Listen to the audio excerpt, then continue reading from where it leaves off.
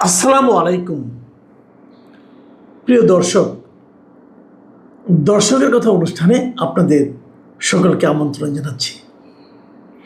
বেশ একটা বিরতি গেল, অনেক দিন করা হয়নি এবং অনেক দর্শক এমনও আশঙ্কা করেছিলেন যে এই দর্শকের কথা এই অনুষ্ঠানটা কি বন্ধই হয়ে গেল কিনা। না, বন্ধ হয়নি। আমি যতটুকু বুঝি আপনাদের অনেক দর্শকের এটা খুব প্রিয় একটা অনুষ্ঠান।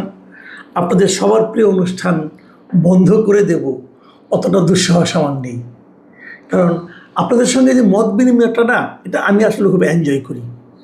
আমি কিন্তু প্রায় প্রতিটা কমেন্টই পড়ার চেষ্টা করি। বিশেষ করে যে ধরুন কোনো একটা কন্টেন্ট আপ হলো, পরবর্তী কন্টেন্ট আপ হওয়ার আগ পর্যন্ত যে কমেন্টগুলো আসে আমি মোটামুটি সবগুলি পড়ি। আবার যখন পরবর্তী একটা কন্টেন্ট চলে আসে তখন ওটার কমেন্টে চলে যাই। কাজে আবার কিছু কিছু ক্ষেত্রে কিন্তু আমি রিয়েক্ট করি, রিয়াকশন দেই, আবার কিছু কিছু ক্ষেত্রে আমি কিন্তু ওখানে রিপ্লাইও দিই। যাই হোক, আমি এটা বন্ধ করছি না, ইনশাল্লাহ আপনারা দোয়া করবেন যেন শেষ পর্যন্ত চালিয়ে নিতে পারি। আসলে ব্যস্ততার কারণে পারি না অনেক সময়, তারপরেও চেষ্টা থাকবে ইনশাল্লাহ। আমি আজকে গতকালকে দুটো কন্টেন্ট করব। আপনি দেখেছেন নিশ্চয়ই, গতকালকে সকালে আমি একটা কন্টেন্ট করেছিলাম এবং আমি এখন থেকে চেষ্টা করব যে প্রতিদিন সকালে একটা করে কন্টেন্ট করার জন্য। এর মধ্যে কোনো দিন হয়তো দর্শকের কথা থাকবে, আবার কোনো দিন হয়তো একটা নর্মাল কন্টেন্ট থাকবে, আর রাতের যেটা করি রাত 10টায় ওটা তো থাকবেই। তো গতকাল সকালে যে কন্টেন্ট আমি করেছিলাম সেটার শিরোনাম ছিল রাষ্ট্রপতি নির্বাচনে যে সিদ্ধান্ত নিল বিএনপি, এবং সেটা থাম্বনেইলে ছিল তারেক রহমানকে কোন দিকে ঠেলা হচ্ছে, আর সিদ্ধান্ত নেবেন একজন, এটাই গণতন্ত্র। একটু কৌতুক করে বলেছিলাম এই কথাটা।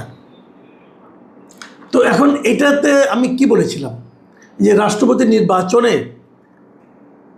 বিএনপির যে স্থায়ী কমিটি আছে তারা সবাই মিলে একটা সিদ্ধান্ত দিয়েছে যে কাকে নির্বাচন করা হবে, মানে কাকে মনোনয়ন দেওয়া হবে, সেই সিদ্ধান্তটা তারা দলীয় চেয়ারম্যান প্রধানমন্ত্রী তারেক রহমানের উপর ছেড়ে দিয়েছেন। এবং সেটাকে আমি পছন্দ করিনি, এবং কেন করিনি সেটা আমার এই কন্টেন্টে আমি উল্লেখ করেছিলাম।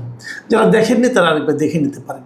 কিন্তু এই কন্টেন্টে যে কমেন্টগুলো এসেছে সেই কমেন্টগুলো আপনাদেরকে আমি পড়ে শোনাচ্ছি, এবং দু একটা ক্ষেত্রে আমিও কিছু মন্তব্য করছি। মতিন রানা তিনি লিখেছেন, সুদী মহাজনকে রাষ্ট্রপতি করবে বিএনপি, এত বোকা নয়। এর চাইতে তো শাহাবুদ্দিন নিরাপদ। সুদী মহাজনকে রাষ্ট্রপতি করা হলে 2 বছরের মধ্যে জামায়াত এনসিপি ক্ষমতায় আসবে। এই মন্তব্যটা এ কারণে এসেছে, ওখানে আমি এক জায়গায় বলেছিলাম যে কেউ কেউ ডক্টর মোহাম্মদ ইউনূসকে রাষ্ট্রপতি করার কথা বলাবলি করছে এবং তার জন্য দেন দরবার শুরু করেছে। সেই প্রসঙ্গে মতিন রানা সাহেবের এই মন্তব্য। রোমান হা তিনি লিখেছেন, বাংলাদেশে কোনো রাষ্ট্রপতির দরকার নাই। প্রহসনমূলক সাংবিধানিক পদ সৃষ্টি, যার পেছনে বছরে কোটি কোটি টাকা খরচ। ওনার কথাটা শুনতে খারাপ লাগলো, এটা কিন্তু উনি মন্দ বলেননি। যে রাষ্ট্রপতির তো বেসিক্যালি কোনো কাজ নাই, যে লোকের কোনো কাজ নাই তার জন্য এত টাকা খরচ করে পদটা সৃষ্টি করা কেন?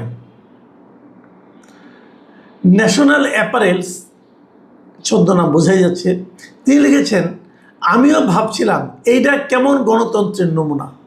কিছু বললে গুপ্ত বলে কিনা এই ভয়ে বিএনপির সমর্থক হয়েও কিছু বললাম না। আমাদের পক্ষ হয়ে আপনি বলেছেন, ধন্যবাদ। মোরসালিন নূর লিখেছেন, ননসেন্স স্থায়ী কমিটি। এরা সবাই মিলে বলতে পারত আমরা 3-4 জনের নাম প্রস্তাব করছি, চূড়ান্ত সিদ্ধান্ত তারেক জিয়া নেবে। এটা হতো স্মার্ট পলিটিক্স। দেখুন, আপনার সঙ্গে কিন্তু আমি একভাবে একমত যে আসলে তারা কিছু একটা প্রস্তাবনা দিত, কিন্তু হয়তো বা দিয়েছেও, আমি জানি না। তো আমরা যতটুকু তারা ওখান থেকে বের হয়ে বলেছে আমরা তো ততটুকুই জেনেছি। আমার কেন যেন মনে হয় তারা এরকম হয়তো একটা প্রস্তাব দিতেও পারে, কিন্তু যদি দিয়ে থাকে সেটা আমাদের কাছে প্রকাশ করা উচিত ছিল। মোহাম্মদ উজ্জ্বল লিখেছেন, বিশ্লেষণটা কেমন হলো? তারেক জিয়ার বেলায় চাপিয়ে দেওয়া আর হাসিনার বেলায় উনি নিজে সিদ্ধান্ত নিতেন। আমি ধরে নিলাম আপনি প্রধানমন্ত্রীর খুব কাছের লোক। দেখেন উজ্জ্বল সাহেব, আপনাকে আমি বলি একটা জিনিস, এই যে আপনি বললেন না যে তারেক জিয়ার বেলায় চাপিয়ে দেওয়া হয়েছে, যেটা আমি বলার চেষ্টা করেছি, ওনাকে চাপাই দেওয়া হয়েছে প্রধান, আর হাসিনার বেলায় উনি নিজে সিদ্ধান্ত নিতেন। এই ডিফারেন্সটা কিন্তু আমি এভাবে করিনি। তারেক জিয়ার কাছে এই দায়িত্বটা এসেছে প্রথমবার, এবং ওনারা এটা জানিয়েছেন, ওনারা প্রেসের কাছে জানিয়েছেন, ওই কমিটি থেকে বের হয়ে এসে তারা জানিয়েছেন, তারা ওনাকে দিয়েছেন। কিন্তু হাসিনার উপর গত শাহাবুদ্দিন সাহেবকে যখন নাকি প্রেসিডেন্ট বানানো হয়, তখন কেউ তো জানতো না আগের দিন, এবং কোনো এরকম কোনো মিটিংও হয়নি, ওনাকে চাপিয়েও দেওয়া হয়নি, উনি কাউকে বলেননি কী পরামর্শ তোমরা আমাকে দাও, উনি নিজেই নিজ দায়িত্বে করেছেন। আর হাসিনাকে তো একবার দেখিনি, অনেকবার দেখেছি, অনেকবার দেখে দেখে কিন্তু মন্তব্যটা করেছি। আর তারেক রহমান তো মাত্র শুরু করলো, কাজেই তারেক রহমান এরকম কাছের লোক আমি, এটা আপনি বলতে পারেন বলে আপনি হয়তো এক ধরনের সান্ত্বনা পেতে পারেন, এক ধরনের আমোদ অনুভব করতে পারেন, কিন্তু ঘটনাটা সেরকম না। ওনার কাছের লোক অনেক আছে, অনেক সাংবাদিক ওনার কাছের লোক আছে। আমি তো ওনার সমালোচনা করেছি, তাই না? সমালোচনা করলে কাছের লোক কীভাবে হলাম? যা হোক, কাছের লোক হলেও সমস্যা নাই, দূরের লোক হলেও সমস্যা নাই, আমার কাজটা আমি করে যাবো, আপনি যেভাবে দেখেন। আতিকুর রহমান লিখেছেন, বাকশালের গঠনতন্ত্র এমন ছিল, সকল সিদ্ধান্ত নেবেন দলের প্রধান। কি সুন্দর মস্তিষ্কহীন হ্যাডমওয়ালা নেতারা। সর্বোপরি মাসুদ কামাল ভাই, ধন্যবাদ আঘাতটা সঠিক পয়েন্টে করার জন্য। রফিকুল ইসলাম লিখেছেন, হয়তো কমিটিতে সিদ্ধান্ত ৩-৪ জনের নাম এসেছে, তার মধ্য থেকে একজনকে বেছে নেওয়ার জন্য প্রধানমন্ত্রীকে হয়তো অনুরোধ করা হয়েছে। এটা আমার আনুমানিক কথা। হ্যাঁ, দেখেন রফিক সাহেব, আপনি 3টা সেন্টেন্স লিখেছেন। প্রথম সেন্টেন্সে বলেছেন হয়তো কমিটিতে 3-4 জনের নাম, দ্বিতীয় সেন্টেন্সে লিখেছেন হয়তো প্রধানমন্ত্রীকে অনুরোধ করা হয়েছে, তৃতীয় সেন্টেন্স লিখেছেন এটা আমার আনুমানিক কথা। মানে আপনি 3টার কোনোটাই কিন্তু কনফার্ম না, আমিও কনফার্ম না, হয়তো এরকম হতেও পারে, হলে ভালো। কিন্তু আমার বক্তব্য হলো কি, যদি এরকম হয়েও থাকে সেটা তো আমরা জানি না, ওনারা আমাদের জানালেই পারতেন। কারণ আমাদেরও কিন্তু জানার দরকার আছে, কারণ জানার দরকার আছে, এই জানার উপরেই কিন্তু আমরা ওনাদের ব্যাপারে সিদ্ধান্ত নিই। কাজেই এই হয়তোকে আমরা কতটুকু ধরবো আমি বুঝতে পারছি না। আর এরপরে যে মন্তব্যগুলি পড়ব সেগুলি এসেছে গতকাল রাতের কন্টেন্ট থেকে। গতকাল রাতের কন্টেন্টটা মূলত ছিল জামাতে ইসলামকে নিয়ে। এই জামাতে ইসলামের ইদানিং তাদের বেশ কিছু ঘটনা আমরা দেখতে পাচ্ছি, যা নাকি দেখে আমরা হতাশ হচ্ছি, যে একটা পলিটিক্যাল পার্টি, যে পার্টি নাকি সৎ লোকের শাসনের কথা বলে, তাদের মধ্যে এইগুলি কী দেখছি আমরা, এটা দেখে আমরা হতাশ হচ্ছি। সেটার উপর এবারে কিছু মন্তব্য আপনাদেরকে পড়ে শোনাচ্ছি। মোখলেসুর রহমান লিখেছেন, মাসুদ ভাই, জামায়াত এখন যা করছে এটাই জামায়াতের আসল চরিত্র।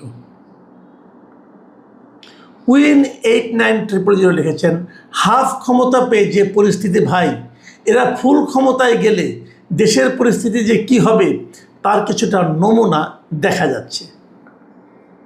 মোহাম্মদ খাদেম আলী লিখেছেন, যার যার চরিত্র তা একদিন না একদিন প্রকাশ পাবেই।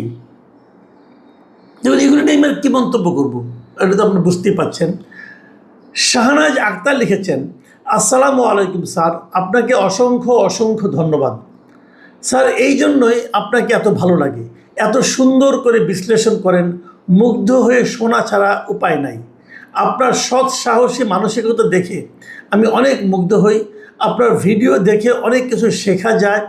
আমি কিন্তু টকশো পছন্দ করতাম না, তবে আপনার ভিডিও দেখে আমি অনেক কিছু শিখতে পেরেছি।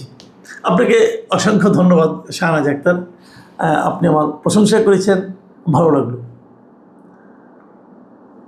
আব্দুল কাদের সিদ্দিক অপু, তিনি লিখেছেন, শরিয়া আইন অনুযায়ী এদের কি বিচার হওয়া উচিত? হ্যাঁ অপু সাহেব, আমি আপনার সঙ্গে একমত, কিন্তু কারণ ওনারা কিন্তু শরিয়া আইনের কথাই বলেন। এখন আমাদের জানতে হবে শরিয়া আইনে এই সমস্ত কর্মকাণ্ডের আদৌ কোনো বিচার আছে কি না, থাকলে সেটা কি বিচার হবে। তবে এই বিচার সম্পর্কে, এই অপরাধ সম্পর্কে, এই পাপ সম্পর্কে আরেকজন কমেন্ট করেছেন, একটু পরে সেটা আমরা পাবো, সেটাও আপনারা শুনবেন। জাফর আহমেদ শিকদার লিখেছেন, জামাত শিবির আগে গুপ্ত ছিল, কে কোন পদে কেউ জানতো না, তাই সাংবাদিকরা আগের অপকর্মে দলের পরিচয় লিখতে পারতো না। এখন প্রকাশ্যে আসায় দলীয় পরিচয় পাওয়া যাচ্ছে। এই জাফর আহমেদ সিকদার সাহেব কিন্তু একদম ভুল বলেননি, আমারও তাই মনে হয়। কিন্তু কারণ আগে তো যারা করতো তারা হয়তো আওয়ামী লীগের ছত্রছায়া ছিল অথবা অন্য কোনো জায়গায় ছিল, আমরা তো জানতে পারতাম না। তখন আমরা ওই দলের বদনামটা করতাম, ওই দলের সমালোচনা করতাম। কিন্তু এখন যেহেতু প্রকাশ্যে চলে এসেছে, কিন্তু প্রকাশ্যে আসার ফলে তাদের স্বভাব তো আর চেঞ্জ হয় নাই, যে কারণে এখন আমরা জানতে পারছি। MCR 20 লিখেছেন, ভালো বিষয় সিলেক্ট করেছেন, একেবারে সময় উপযোগী। জামাত যাই করুক আল্লাহ তাদের মাফ করে দিবেন। সবাই জামাতের পিছনে লেগেছে। ইসলাম মুমিনদের পাপ গোপন রাখতে বলেছে, কেউ সেটা মানছে না। মানে এটা পড়লে পর দর্শকরা নিশ্চয়ই, আপনারা নিশ্চয়ই বুঝতে পারছেন উনি আসলে কী বলতে চেয়েছেন। এটা কি ব্যঙ্গ করে বলা হচ্ছে নাকি সিরিয়াসলি বলা হচ্ছে, এটা নিয়ে অনেকের মধ্যে হয়তো একটা কনফিউশন থাকতে পারে। আমার মনে কিন্তু নাই। কিন্তু এটা আসলে কি আপনারা নিজেরাও বুঝতে পারছেন যে ইসলাম মুমিনদের পাপ গোপন রাখতে বলেছে, এই ধরনের পাপ গোপন রাখতে বলেছে। যাই হোক, সেটা আপনারা ভাবুন। এরপরে লিখেছেন সাখাওয়াত।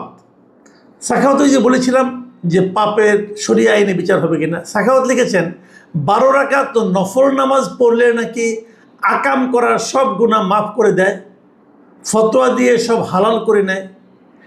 এই যে কথাটা লিখেছেন উনি, এটাও আমি জানি না, হয়তো ব্যঙ্গ হতে পারে, বাট আমি এরকম কখনো শুনিনি। এরকম কেউ করে কিনা সেটাও আমি বলতে পারবো না। এখন উনি যখন লিখেছেন হয়তো উনি জানেন, অথবা হয়তো উনি কোথাও শুনেছেন, অথবা হয়তো ওনাকে জামাতের অথবা এই ধরনের যারা আছেন তারা হয়তো বলেছেন যে এটা করলে পরে সব গুনাহ মাফ হয়ে যায়। কিন্তু আমার জানা মতে এরকম হওয়ার কোনোই কারণ নাই, এবং এ ধরনের কোনো মানে রীতি নিয়ম বা ফতোয়া আছে বলে আমার জানা নাই। সামিউর রহমান লিখেছেন, মাসুদ ভাই সব সময়ই এমন, আমি খুব ছোটোবেলাতেই মাদ্রাসার বন্ধু বান্ধবদের কাছে বহু কাহিনী শুনেছি, কিন্তু বিশ্বাস করতাম না। এখন বেশি প্রমাণসহ প্রকাশ হচ্ছে 2 কারণে। 1 নম্বর কারণ সোশ্যাল মিডিয়ার কল্যাণে, 2 নম্বর কারণ ক্ষমতার কাছাকাছি আসার পর লজ্জা একটু কমে গেছে। হতে পারে, আমি এটা নিয়ে নিশ্চিত আমি কিছু বলতে পারছি না। আইনাল হক লিখেছেন, আপনি যত জামাতকে নিয়ে সমালোচনা করবেন জামাতের জনপ্রিয়তা তত আরও বাড়বে। এই যে কথাটা আইনাল হক সাহেব বলছেন না, আমি আপনার সঙ্গে ভাই একমত না, একদমই একমত না। কারণ আমি যদি সমালোচনাটা তথ্যের উপর ভিত্তি করে করি